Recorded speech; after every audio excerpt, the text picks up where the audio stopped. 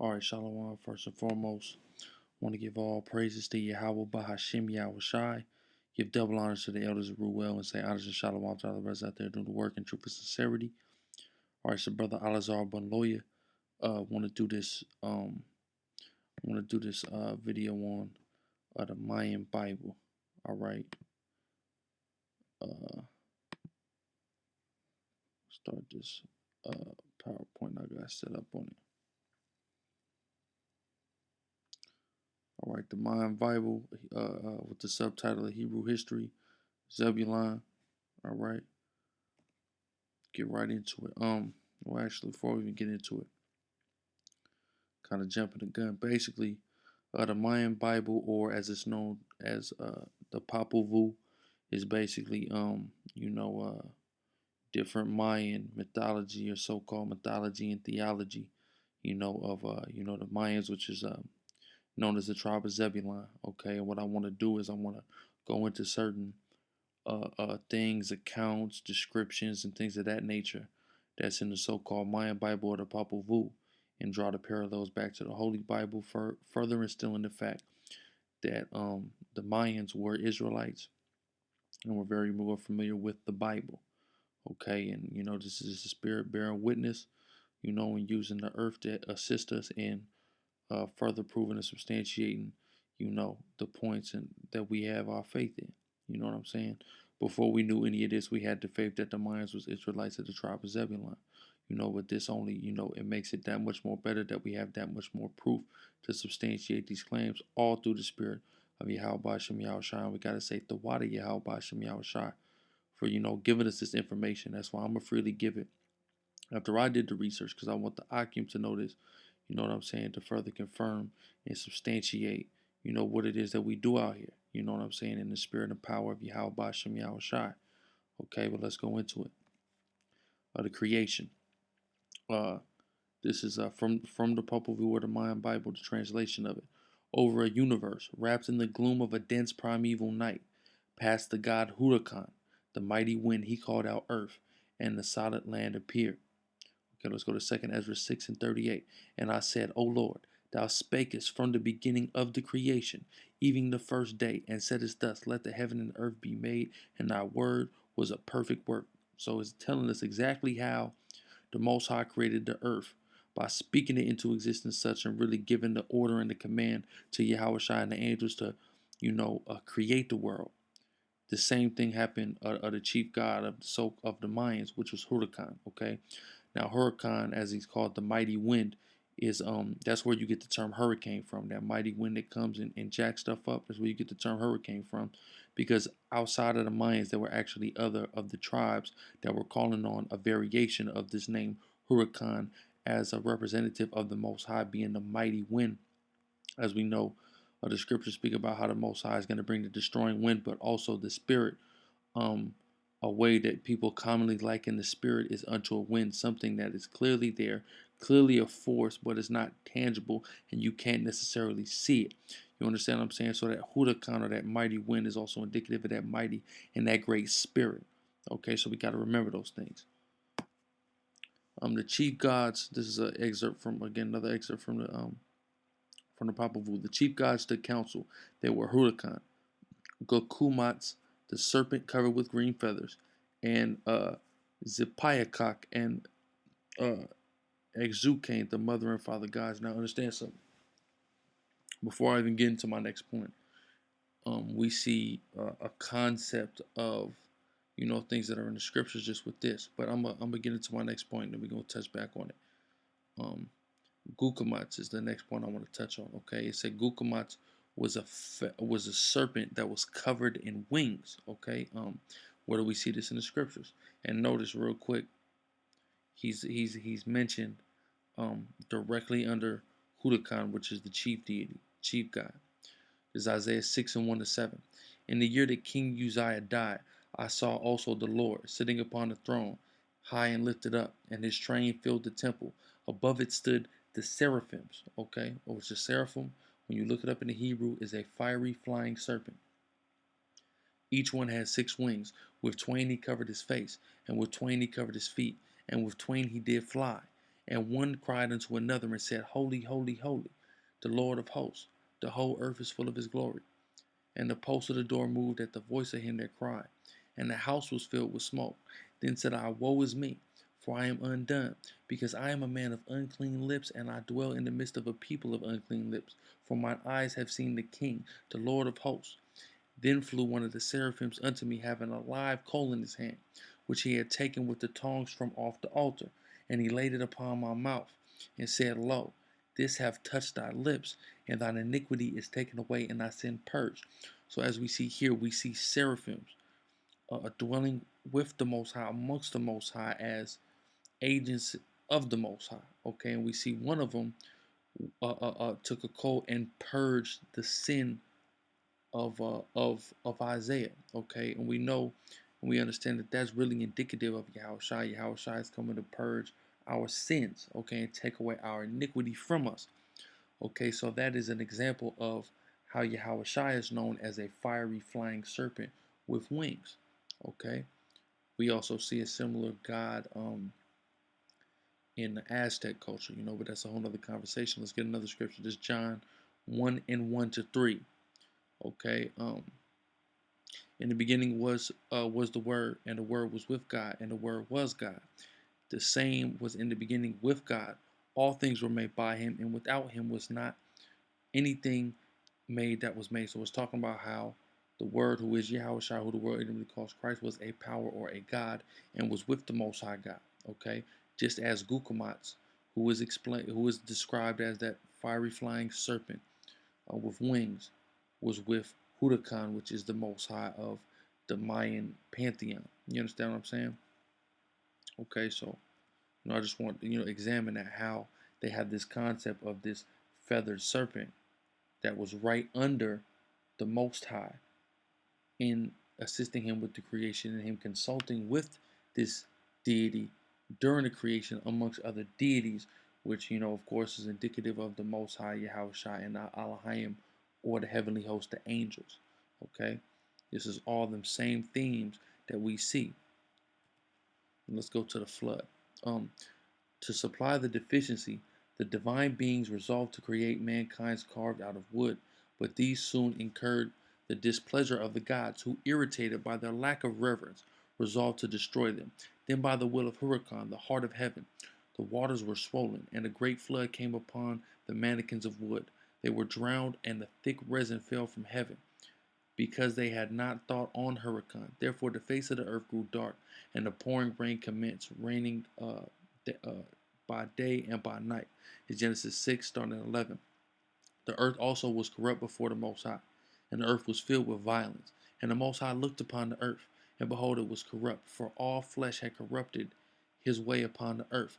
And the Most High said unto Noah, The end of all flesh is come before me, for the earth is filled with violence through them, and behold, I will destroy them with the earth. Okay, so it's the same thing. We're seeing a flood occurring because people are being wicked and not reverencing the Most High in both instances.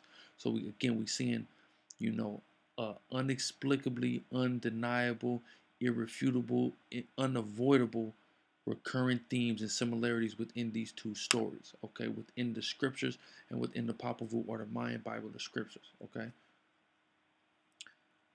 the Creator formed the creator and former made four perfect men. Their names were Balaam Quetzay, which means the jaguar with the sweet smile. Balaam Agab, the jaguar of the night.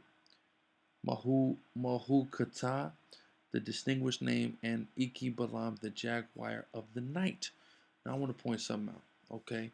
This whole concept of the jaguar is something that is very big in not only Mayan history, mythology, theology, beliefs, but all Mesoamerican cultures looked and leaned heavily towards the jaguar. Okay, but the first thing I want to explore before we even explore the jaguar concept is this term that was placed on the jaguar, or the actual Mayan word for jaguar, which is Balaam. Strong's H 1168 is Baal, or Lord. You add a or I'm or yum to it, it makes it plural. So what are they saying?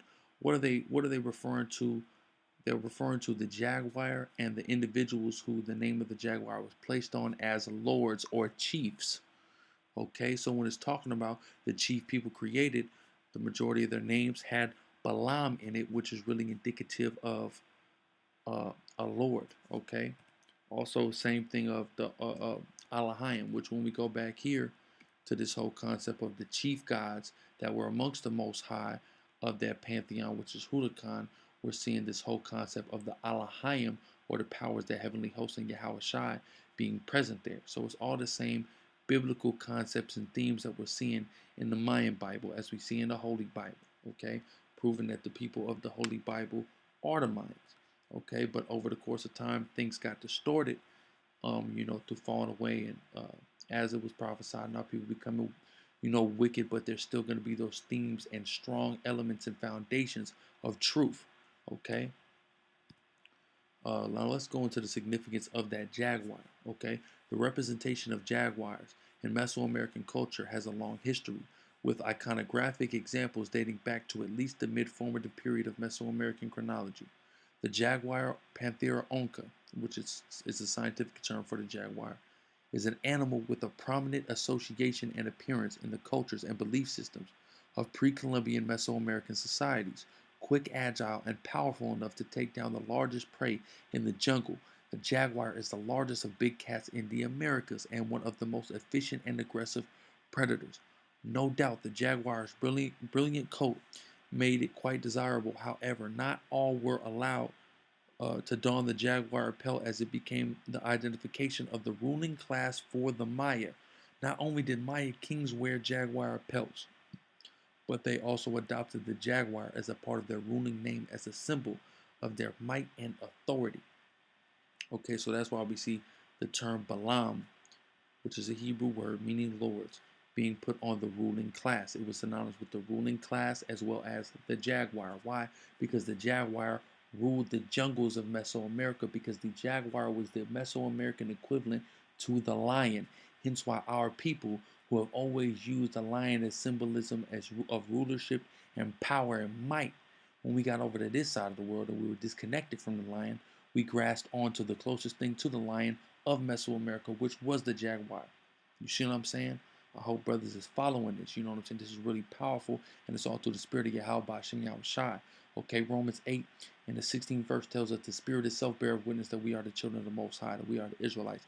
And the spirit is clearly bearing witness that the Mayans are descendants of the ancient Hebrew Israelites that the Bible speaks of, just based off all the spiritual characteristics of them, especially with this whole thing of taking the term of Lord and applying it to the chief of the animal kingdom and the chief of the people as Balaam. You understand what I'm saying? As choosing the jaguar to be their symbol of power and might, just as our ancient forefathers, while in our right mind in our ancient land, chose the lion. We picked the closest thing when we got here to this side of the world and utilized it in the same form and fashion to symbolize the rulers of the people of the nation, to symbolize that power. You understand what I'm saying? Let's go to Genesis 49, 8-9. Judah, thou art he whom thy brethren shall praise, because the tribe of Judah is the leading tribe, the head of the nation. Thy hand shall be in the neck of thy enemies. Thy father's children shall bow down before thee. Judah is a lion's whelp. From the prey, my son, thou art gone up. He stooped down, he crouched as a lion and as an old lion. Who shall rise him up? So we see that Judah, the rulership tribe, is synonymous with the lion. Hence why the rulership families and clans of the Mayans were always represented by the jaguar, the Mesoamerican equivalent of the lion. Okay, let's go to the next one. The jaguar is further associated with vegetation and fertility by the Maya, with what is known as a water lily jaguar, which is depicted as having water lilies sprouting from its head. So we see the water lily was also something, along with the big cat, that was um, major in Mayan theology, mythology, beliefs, and symbolism. Okay, let's go to Songs of Solomon, the 5th chapter, 13th verse. His cheeks are as a bed of spices, as sweet flowers. His lips like lilies, dropping sweet, smelling myrrh. This 1 Kings 10 and 19. The throne had 6 steps, and the top of the throne was round behind. There were strays on either side on the place of his seat, and 2 lions stood beside the lamps. So what I wanted to show here is how uh, uh, when you deal with Solomon and how he was decked out, you see what I'm saying, in his uh, his throne had the lion, just like they had this throne, which I showed here earlier. This throne with the jaguar, right? And also the water lilies were shown with this throne. And now the lily, as seen here in Songs of Solomon, the 5th chapter, 13th verse, as well as other places in the scriptures, is the Most High's favorite flower, okay? And of course is associated closely with Solomon, who was a king, just as the lion throne was associated with Solomon, it was a king. You see what I'm saying? And during that period of time, that was actually the last king to rule over the United Confederation of the houses of Israel and Judah. So you got to take that into consideration. They observed Solomon. They observed Solomon having those lions at his throne and having, you know, the using that lily and the beauty that it represents as the Most High's favorite and choice flower. And they actually implemented it on this side of the world, as we evidently just exhibited. Okay? And they also had a concept of who the Lord's chosen people were, and all people were not the same. They were the ancestors of the Quiches only. Then were created the ancestors of other peoples. They were ignorant of methods of worship. So it was letting you know that these people had that concept that there was one chosen people who knew properly how to worship the Most High God. And it was different from the rest of the people who were ignorant and stupid heathens. 2nd Ezra 3 and 32. Or is there any other people that knoweth thee beside Israel? Or what generation hath so believed thy covenants as Jacob? Skipping to verse 36. Thou shalt find that Israel by name have kept thy precepts, but not the heathen. See, the Quiche or the Mayans, they had this concept. You see what I'm saying? Which is an ancient concept that we've always had through the Spirit, that we were the Most High chosen people. We're the only people who know how to worship the Most High in spirit and in truth. Okay? And everybody else is a heathen and they up under us. They had this mindset mentality. They understood this concept. Why? Because they are from Israel. They are the Israelites. Okay? Let's go. All right, Babel. Toulon was a place of misfortune to man, for not only did he suffer from cold and famine, but here his speech was so confounded that the first 4 men were no longer able to comprehend each other. They determined to leave Toulon, and under the leadership of the god Tohil, set out to search for a new abode. Okay, which is the same as what we get ready to read in Genesis 11, 7 and 9. Let us go down and confound their language, that they may not understand one another's speech. So the Lord scattered them abroad from thence upon the face of the earth, and they left off to build the city. Therefore is the name of it called Babel, because the Lord did there confound the language of all the earth. And from thence did the Lord scatter them abroad upon the face of the earth. So we see the same thing happening in the Mayan Bible pretty much. We see there's a misfortune. We see people's speech is confounded. And we see people not being able to understand each other. So they left and they set out to find new homes. The same exact thing. You see what I'm saying? It's all through the Spirit. You know, Yahweh Shem Shai, so Yapa, or beautiful for those of y'all that don't know that term. He is Yapa, man. He's beautiful. This truth is beautiful. His spirit is beautiful because he is showing us that his people are clearly identified throughout the whole earth. All you have to do is take their mythology, no matter how twisted it may have become, and find the key principles of it, and make the connections back to the scriptures, and line the scriptures up with the condition and state that it said that they would be in, and what they would go through, especially the curses of Deuteronomy, the 28th chapter. You understand what I'm saying? Now let's go to Arsareth, okay? Which, we're just going to read it. Many mountains had they to climb, and a long passage to make through the sea, which was miraculously divided for their journey from shore to shore. So this is dealing with how the Mayans believe they got to this side of the earth from the east, mind you, according to their mythology. This is Exodus 14:16. But lift thou up thy rod, and stretch out thine hand over the sea, and divide it, and the children of Israel shall go on dry ground through the midst of the sea. So that whole thing of the water miraculously being divided is illustrated here in the Mayan Bible, just as it is in the book of Exodus when we fled out of Egypt. But let's get to the major point of that, which is Arsareth rather. Let's go to 2nd Ezra 13, starting at verse 43. And they entered into the Euphrates by the narrow places of the river. For the Most High then shewed signs for them, and held still the flood till they were passed over. It's the same concept. For through that country there was a great way to go, namely a year and a half, and the same region is called Arsareth. So the journey of the northern kingdom to this side of the earth was documented here in 2nd Ezra, the 13th chapter, and was also documented in the Mayan Bible or the Popol Vuh, when it says, "Many mountains had they to climb, and a long passage to make through the sea, which was miraculously divided for their journey from shore to shore." We see these things. It is evident. The Mayans are Hebrews. And now look, you see the Mayans in this photograph as well. They are being depicted as black people. All the Latinos, or the majority of the Latinos that was here on this side, so-called Hispanic and Native Americans, were all dark-skinned black men before the conquistadors came and started raping the hell out of them, lighting them up, and so on and so forth. You understand what I'm saying? So they showed you that the ancient Mayan people, the tribe of Zebulon, were a dark-skinned people. Not only were there dark-skinned people, there were dark-skinned people who had the same exact mythology, or rather theology and history of the scriptures, and their history coincides with the scriptures. You see what I'm saying?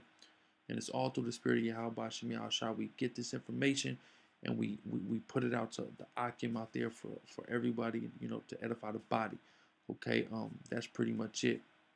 You know what I'm saying? But I hope brothers enjoyed it. I hope brothers was edified by it. And again, I want to say, Kal Halal Yahweh Hashem Yahushua.